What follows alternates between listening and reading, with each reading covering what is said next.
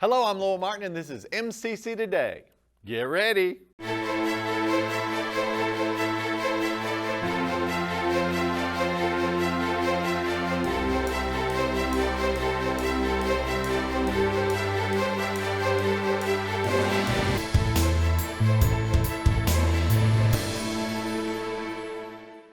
On today's show, we have Dr. Chad Graham and Aisha Robertson. You're going to learn a lot, so stay tuned. We're turning the tables, rewriting the rules, letting the world know that success is not reserved for the privileged few. Every dreamer, every believer, every fighter has a chance to rise above. Together, we will find your path and change your future. No matter who you are, no matter where you come from, at Meridian Community College, you are worth it. Now is your time. Find your wings. And we are here with Dr. Chad Graham, or do you want to Chadwick? Dr. Chadwick Graham, Chad that is is your fine. name. How are you doing? I'm doing well. Now I want the audience to know that this is the culmination of years of trying to get you on the show. I've been here 20 years, and this is my first 20 plus years. This is my first appearance on the show. There you go. Yes, you have managed to avoid it all this time. Successfully. Now, you are officially the Dean of University Transfer, am I right? Yes, Dean for University Transfer Education. It's Okay. quite a mouthful. It is quite a mouthful. Now you have been the Dean for University Transfer Education for how long now? Approximately 3 years. I was Associate Dean for a brief period of time, and then before that, Division Chair of Social Science and Business. Okay, and then before that you were... I was an instructor in the psychology department. Okay. And now, and previous experience, what did you do before you came to us? If you don't mind me asking. So Another lifetime ago. It's a long time ago. A long time 20 ago. plus years, I'm having to think. I graduated from William Carey College, and once I did that, I had a practicum at East Mississippi State Hospital. My degree was in psychology. Okay. And so I did a practicum during the month of October, and then when I graduated, they offered me a job, and I started on the adolescent unit at East Mississippi State Hospital as part of the psychology department, doing assessment and counseling, and really got some good real world experience in psychology during that time. And I was there about 3.5 years, during which I finished my graduate degree, and an opportunity became available here, and I was able to jump on that opportunity. And in 2002, August, I became a psychology instructor, and I've been here ever since. How was teaching psychology here? Now, did you just teach psychology, or did you also teach some of the other courses that we have in that? From time to time, I would teach human growth and development, but mainly psychology. I was a primarily psychology instructor, and became lead psychology instructor, and it was good. I think psychology is one of the classes that a lot of people aren't familiar with because there's limited experience in high schools, and I found that to be a responsibility to share some of the information with students that they wouldn't have had previously. Everybody knows what to expect when they take a history class, Right. or an English class, or a math class. But psychology, they come in not really sure what to do.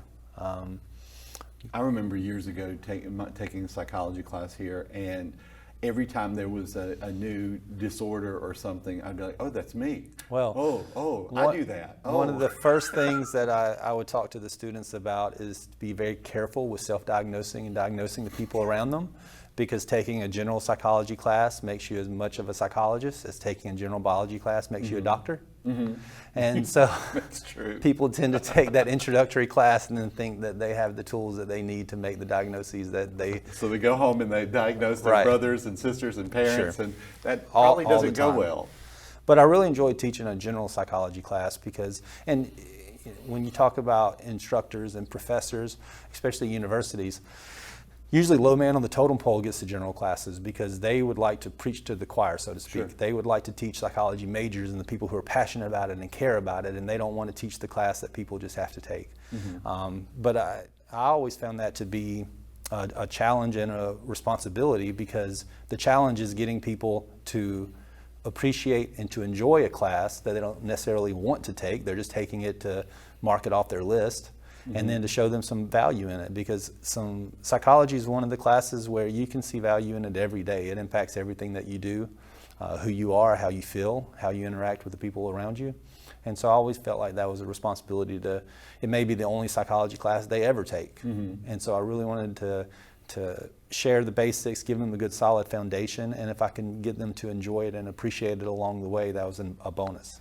You know, I found that I did basically the same thing when I was teaching English, and I always preferred to teach like the intermediate English classes, because those are the ones where, you know, they're typically, they think of them as very boring, you know, because you're just going over grammar and punctuation, you know, and if I could jazz that up somehow, and, you know, think, well, I've really accomplished something, because you want to keep those students, you want to keep them engaged and aware, and, you know, so that they can move forward, hopefully. And that sounds like what you wanted to do in psychology. The best comments you can get is, you know, I just took this class because I had to.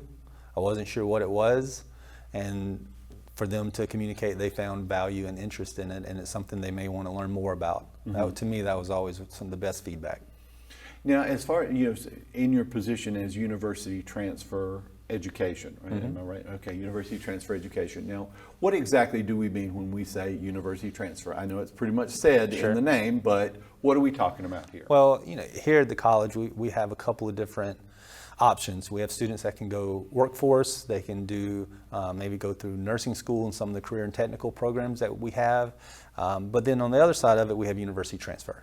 And so with university transfer, these are our students who are coming to us to get the foundation, usually their first 2 years of courses, the required courses that most people would use for any degree that they're seeking. And when they graduate from here after 2 years with an associate's degree, then they're prepared to transfer to a 4-year college or university in order to continue their coursework and to finish out their major. Okay, and so a lot of different degrees, as you said, have very general courses that you have to, like you have to have maybe 6 hours of art, or art, you know, some type of art. You have to have 6 hours of history. You have to have 6 hours of what is psychology falls under? I'm sorry, social science. Social science. So you just have to, you know, so you can pick the classes that you want, but you just have to have 2 of them. If you know, for these particular, you know, so if you go ahead and get these out of the way, you're taking them at a cheaper place. Yes. And a lot of times cheaper because many you're able to stay at home, you're able to, you know, eat at home, you're able to, you know, still benefit from being at home, and then go on. Sure, and part of the benefit is cost for sure. You can take the same, so to graduate with an associate's from MCC, there's 60 hours. You have 38, which are the required courses, which you just kind of outlined, and then you can take 22 hours of electives that count toward that. The benefit beyond cost, one will be class size. Yes, You go to a university, you could easily be in class with 100 students. Our classes range from our general education classes, 20 to 30, 35, somewhere. So it's a lot more of an intimate setting as far as the instructor's interactions with the students and your ability to talk to the instructor and get additional help. Cost is a factor, the class size is a factor, and the proximity for a lot of people who are from here, they can stay here for a few years. They may not quite be ready to leave yet. They may have people in their life that they want to be here for. And so it gives them the foundation of those courses, because honestly, a lot of the courses you take in the first 2 years, even if you go to a university straight out of high school, you'll end up taking the same courses. Right. And then you're going to have higher tuition bills and larger classes, and then you're also going to be separate from the world that you've known for these years and your friends and family. And I've talked to parents before when I'll ask them, you know, is your child going to go straight off to a 4-year, or are they coming to a community college and they're not ready for a 4-year? And I wasn't. When I came here specifically because I knew myself well enough to know that if I had too much freedom, I would take advantage of that freedom, and I wouldn't be going to classes like I should. Absolutely. And I remember, I'm sorry to interrupt, but I remember the first, I was in a World Lit class at the university I went to, and the first day the instructor said, I don't care if you're here. You know, it was an 8 o'clock Monday, Wednesday, Friday class. He's like, I don't care if you're here. Make sure you're here for tests and you turn in papers. The next class meeting, There were me and about 4 other people. The rest did not show. And the community college MCC can be that transition period that Sure. a lot of people need, not only from a social standpoint or an independent standpoint, because you go from high school structure where your day is planned out for you and bells tell you where to go and when to go, and then you go home and your parents are there. If you go straight to a university, you don't have the accountability, you don't have the structure, you don't have the bells, and you really have to take on a lot of that for yourself, a lot of people for the first time. And so having that transitional period, not only from a social or personal point of view, but also from an academic point of view, having smaller classes to where transitioning from a workload or course load that you had in high school and the way that you learned and the way that you studied Right. is not the same It is whenever not. you make it to college. And in college, a lot of information is disseminated in the classroom, but learning really happens outside the classroom. And in high school, it's not necessarily that way all the time. They tend to go over things, trying to get everybody on the same page. And in college, the learning is going to be up to the individual themselves, up to the student themselves. And so there's work that has to be done outside of the classroom that a lot of students aren't accustomed to. So the transitional period of moving from a high school setting to a college setting, the MCC gives you a good opportunity to smooth that transitional phase and to prepare yourself from a social and academic and a financial standpoint to be able to take on some of the challenges that a 4-year school may offer. And I'm not saying that's for everyone, is going to do what I did, or, but I'm just saying I knew myself enough to know, and I have witnessed many students returning to MCC with like a 0.2 GPA because they had gone directly to a 4-year and they weren't ready. Sure. They just weren't ready.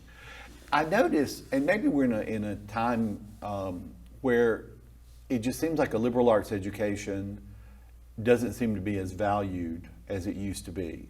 Why do you think that is?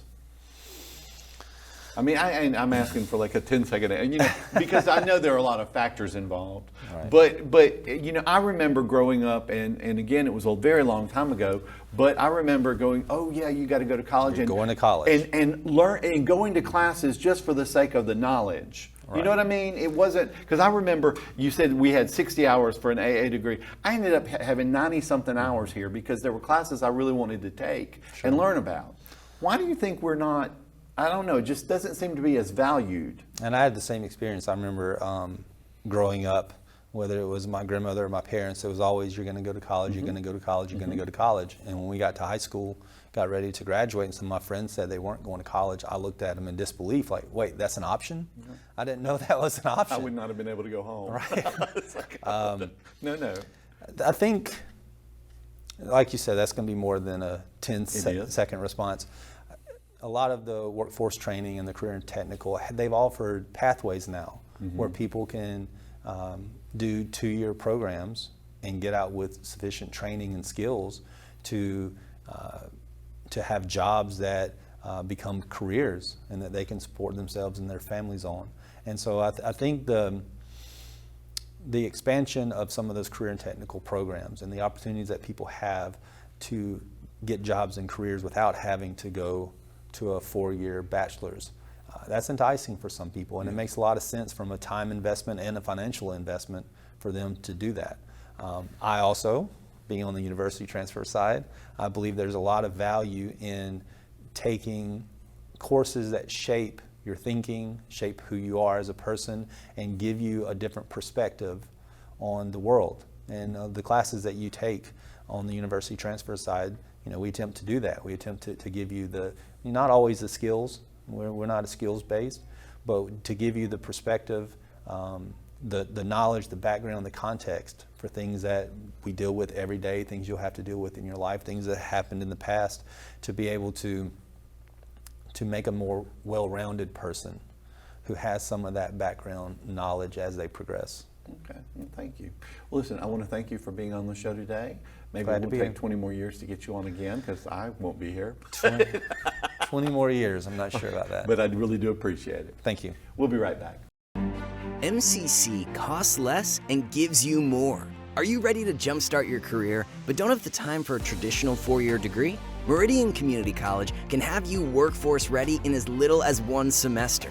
We have workforce programs ranging from 1 semester to 2 years with experienced instructors and hands-on training that will help you gain the skills you need to succeed and start earning a paycheck sooner. Find your wings at Meridian Community College. And we are here with Miss Aisha Robertson. How are you doing? I'm good. How are you? I'm doing well. Now, let's just say, because you were on and you have been at MCC how long? 2 years. 2 years, 2 complete years. 2 whole years. And let's just say you are really good at. I'm well-rounded. I'm whatever. very knowledgeable. Now, you started out here as The what? dual credit coordinator. Dual credit coordinator. And I think we had you on the show Twice with that. with that. Okay. Then you moved to Pre-health advisor. pre-health advisor. And I was on here 1 time for that. Maybe twice. It might have been Okay. twice for that as well. And now, I am the LPN and health education advisor. okay, So, okay. And boom, boom, boom. welcome. Just moved up the ladder. Yes, look at you, and like they what, double your salary every time? I wish. That's a good one. But now what? Listen, obviously you're very good at what you do, I try. and obviously they can see talent. Yes. So this is a good thing. Yes. So when will you be president of the college? Probably like in the next 2 or 3 years. That's good. my goal. Okay. Well, No. remember the little guys when you get there. But as far as because I knew when you were advising, and both with the dual enrollment and with the advisor, you're so good at talking to the students and communicating with them what they need to do and all of that. How is that different in LPN and health ed? Is it different? It is. Okay. So, How is that different? Of course, when I was doing dual credit, I was working with high school students, homeschool students that were in high school. When I transitioned into pre-health, I started working with our students here already at Meridian Community College. And some of those who had transferred in who were interested in going into one of our health programs. Which we have a ton. a lot of Yes. healthcare students. Yes. So I was helping them with getting the coursework they needed, taking the classes they needed to apply for those programs. Okay. Now I actually work with students who are already in those programs. Okay. So I actually service 11 programs. 10 of those are health. Okay. And then 2 of those are considered nursing, the healthcare assistant and our practical nursing students. Okay.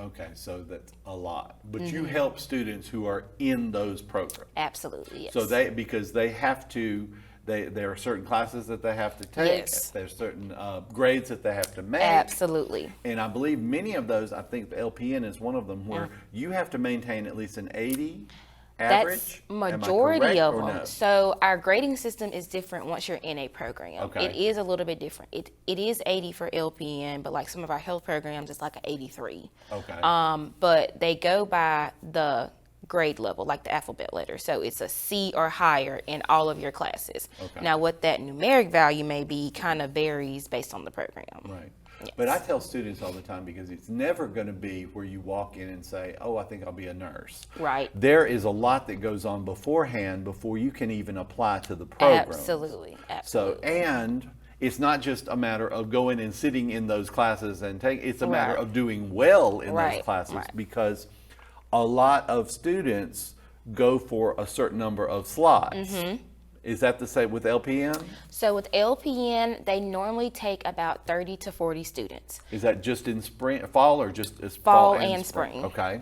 This year, we took 40 students. Okay. So they will be starting this fall. Now with our other programs, normally at most it's not going to be more than 16 students per program. Okay.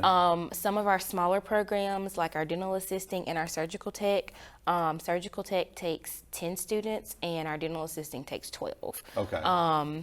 But most of our programs will take at most 15 students. We have a couple that will take like 16.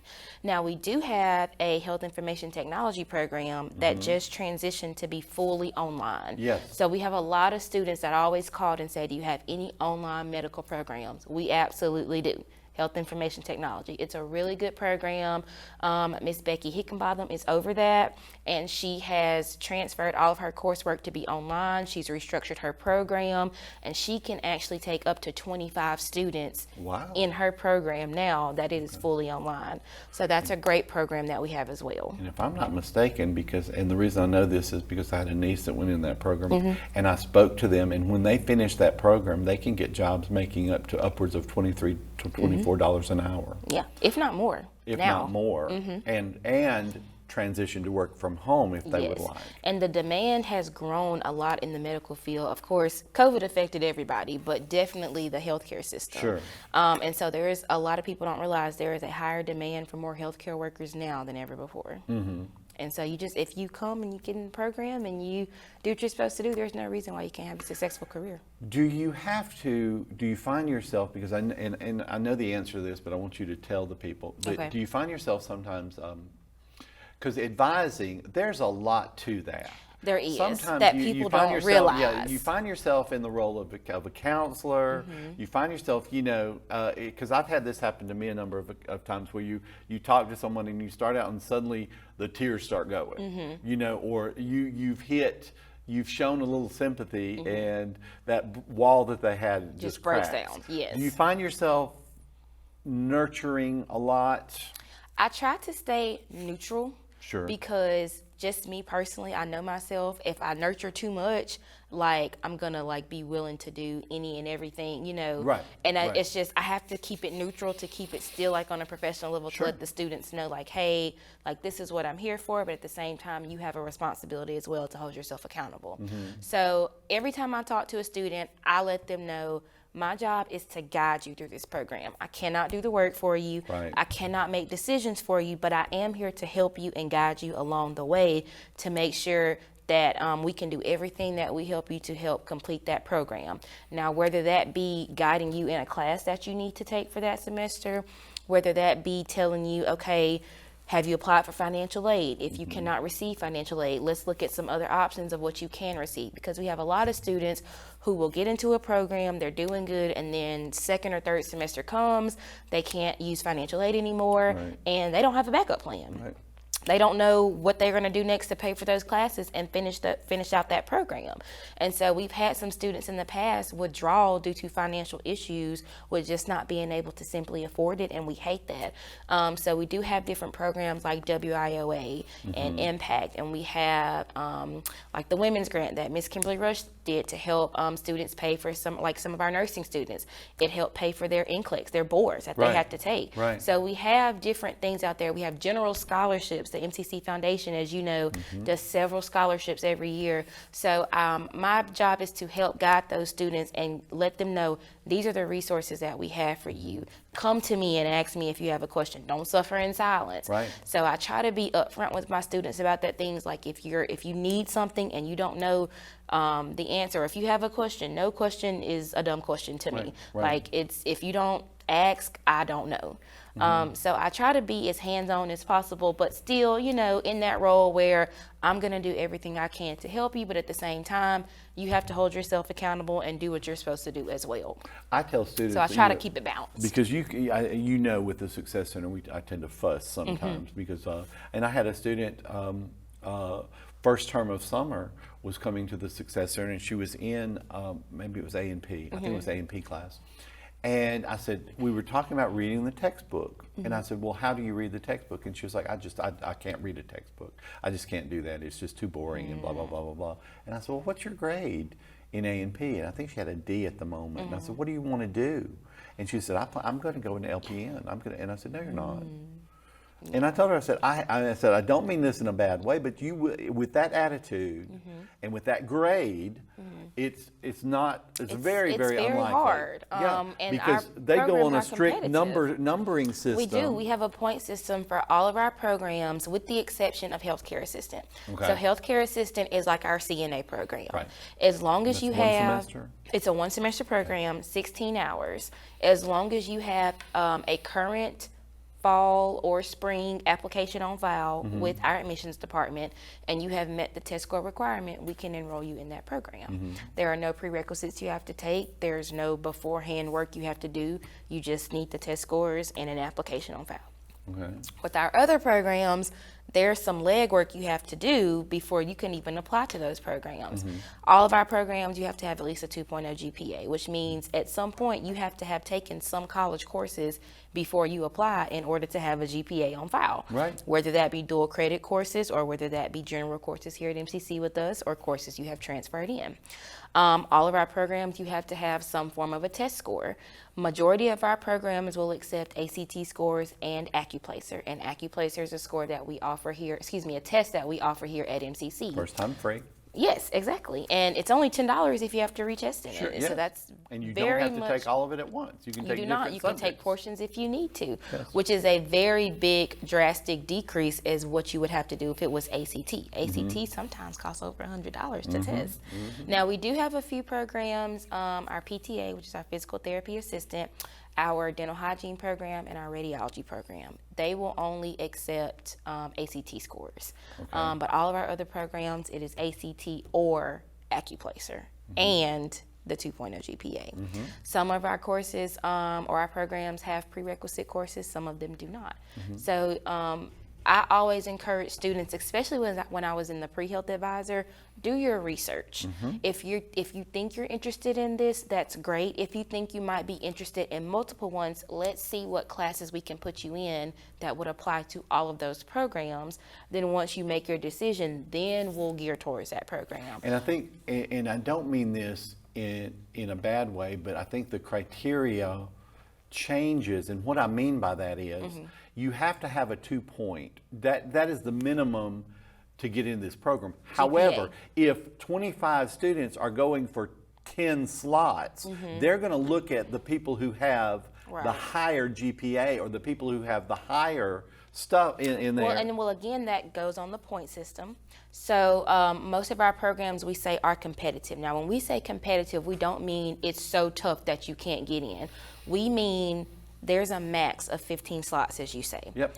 If 140 people apply and 140 people meet the minimum requirements, which is the test score and the GPA, then what on your transcript is going to make you stand out? Right. Having all of those classes completed with an A or a B, that's what's going to make you stand out. Yes. That's what's going to get you more points. That's what's going to put you higher on the list. That's what's going to give you a better chance of getting selected for the program. That's what we mean when we say competitive. A lot of people hear competitive and they think, oh my God, this program is so hard, you can't even get in. That's not the case. That's not the case. You can absolutely get in. You just need everything that you need for that program completed with an A or a B 9 times out of 10 to give you a better chance. And as you of said, getting in. do your homework so Do that your you are research mindful as you so are that taking you these understand, classes. Exactly. You understand why you're taking these classes, what these classes are going towards, and understanding their career that you're planning to go into to make sure that's something you want to go into. Right. We will have students all the time go into something and then they get in, they realize, oh, this is not for me. Right. So always do your research just so you're not wasting your time, anyone else's time, your coursework hours, anything like that. But we're always here to help and guide students and do the best we can to get them where they need to be. Listen, thank you for being on the show You're today. I really welcome. appreciate you. In whatever hat you're wearing, I'm I always appreciate coming it. here. It doesn't matter. And I'm sure that we will have you on again. Yes. We will be right back. Thank you to the teachers for encouraging me when I wasn't sure where to start, for seeing my potential even when I didn't, for inspiring me to reach farther and try harder. Thank you, MCC. You helped me change my future. Find your wings at MCC. On behalf of executive producers Matt Milner and Tanisha Clark, media mogul Josh Taylor, and me, thank you for watching. Hope you learned a little bit. We'll see you next week.